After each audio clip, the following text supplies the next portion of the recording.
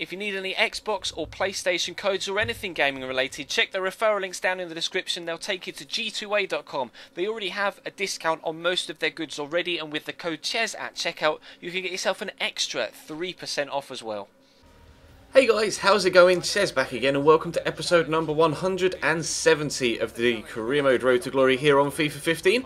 We start with a game at home against Everton. Now, they're actually one of the finite number of teams that have actually been able to beat us in this season. They obviously knocked us out of the Capital One Cup at the first time of asking this year, so I really wanted to get a little bit of revenge on them if I possibly could. We haven't faced them in the league yet, I don't think, so this is going to be the first time that we've faced them in the BPL scenario, and we'll try and get a good win over them. Obviously, as you can see, Salomon Rondon is on the bench. He's obviously my nemesis when it comes to playing Everton, so it's nice to see him not in the starting lineup, which gave me the confidence to think that maybe we could actually get a decent result against Everton, because we really tend to not do so well. Norwich have been a bogey side in the Chelsea series and especially the Liverpool series, but in this one, Everton have really been the thorn in my side that caused me more problems than any other team. And they're on the attack in the opening few moments here. As you can see, the ball just kept dropping to a man in a blue shirt, but in the end, Brian Oviedo's shot was quite tame actually and went past the far post.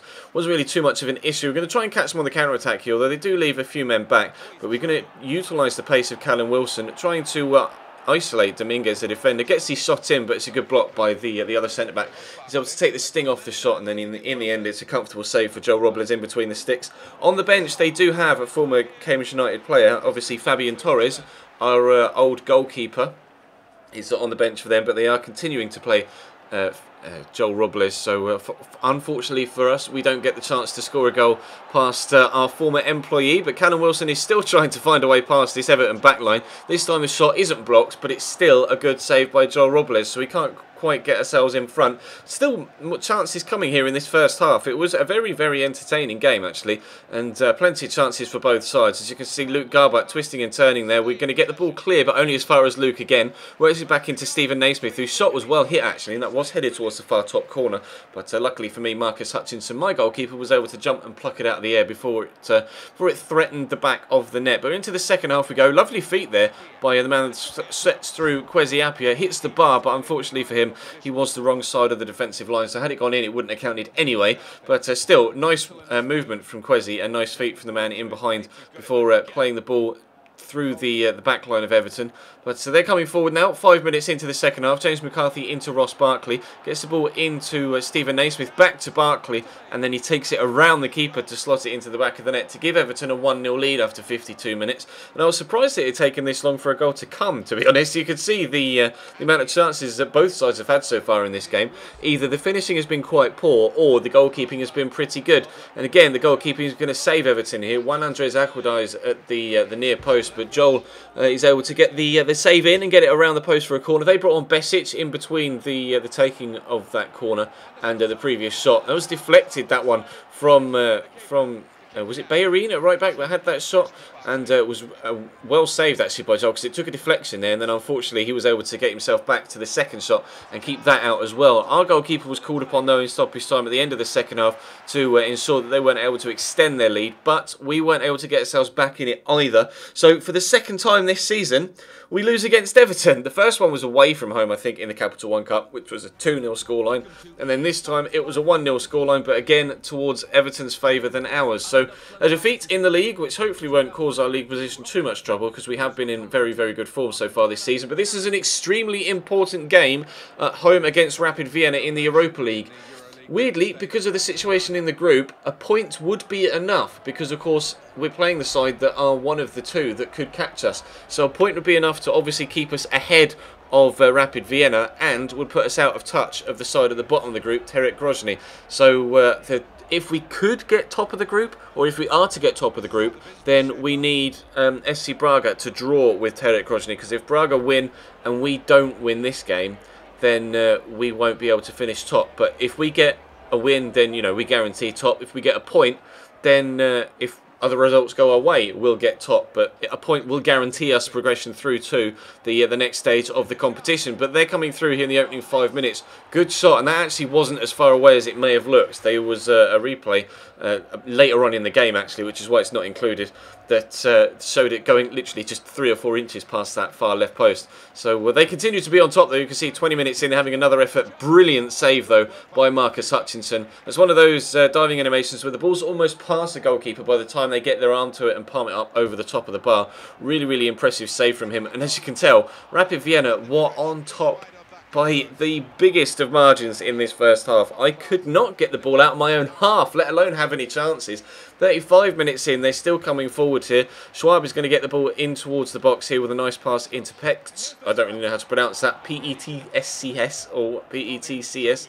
Those letters don't go together in my language, I'm afraid, so I'm not too sure how to pronounce that. But they're still coming forward. Schwab again involved here, coming down the left-hand side. Lovely turn inside the defender there. Slots it through to Beric, who draws another good save out of Marcus Hutchinson. We continue to be pushing our luck at 0-0. Georgiev has picked up an injury, as you can see top left. They have a free kick in the 76th minute. We've not had a chance yet. There hasn't been a single highlight. There's been a Cambridge United shot to this point in the game. All 6 chances that I've shown you so far have been Rapid Vienna chances. They've got a corner as well here. Going to whip the ball in. Keeper's going to come and try and get there, but he can't quite. And I think it was the defender that headed it clear, but it again drops to a green shirt on the edge of the box. They work it nicely into the 18-yard area again. Drop it on the edge of the box into a couple of teammates who link up nicely, but in the end, the final shot goes past the post. So we take a goal kick a few moments after that, and we're able to actually... The ball's in their half! Huzzah! We've actually managed to make it across the halfway line.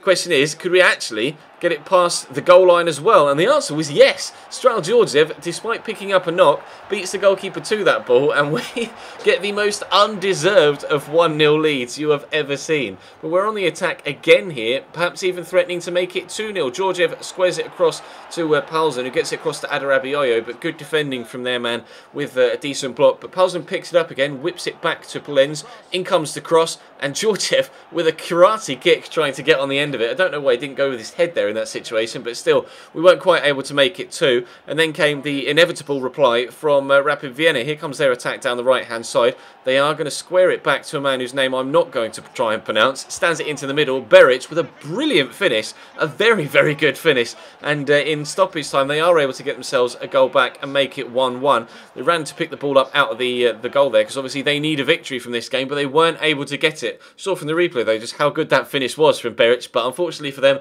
a draw is not enough to see them through to the knockout rounds of the Europa League. We get £2 million added to our transfer budget for upcoming window, thanks to making it out of the group stage. Obviously, if it were the Champions League, we'd have got 10 million there. So it's a shame that we haven't been able to be in the Champions League so far. But we are on course, as you can see, for potentially being Champions League next season. There are 2 games between now and the transfer window, which is why there was 2 today, and there'll be 2 in the next episode, just to, you know, spread the games out so that we have 2 in one and 2 in the other. Then we can have a transfer targets video to make sure we don't waste any time in the window once we get there. Just confirmation then that we have made it through to the knockout stages of the competition with a top of the group finish. Terek Grozny were able to hold Braga to a draw. In fact, if the Russian side had won that game, they would have gone through ahead of... actually, no, it's done on head-to-head, isn't it? And their goal difference isn't that good. If they'd won, then it may have been Rapid Vienna that went through ahead of Terek Grozny. Although, did they beat... I think the Russian side beat the Austrians, so they may have gone through if they'd have won that game against Braga. But in the end, it is Braga that go through with us to the next round. So we'll have that drawn. I think the next game is in February. I think there's a break, isn't there, through the winter in European competition. So we'll be back with a round of 32 in the new year. Obviously, we're coming into January now. So with 2 games in the next episode, and then the episode after that will be the transfer targets, where depending on our transfer budget, we'll either look to buy some players in, or we'll look to get some more great pre-contract players for next season. Players like we brought in this year, Matteo Masaccio and Julian von Hark, both 84 and 88 rated now apiece. So pleased with how this season has gone with those signings, and pleased how this season has gone on the pitch as well. Top of the Europa League group, unfortunately out of the Capital One Cup, but we are second in the Barclays Premier League now. That defeat against Everton has cost us our top spot, but we're still within touching distance of Chelsea. We've lost 4 games now this year, so our complete dominance in the opening few games hasn't really continued to happen as we head towards the halfway stage in the season, but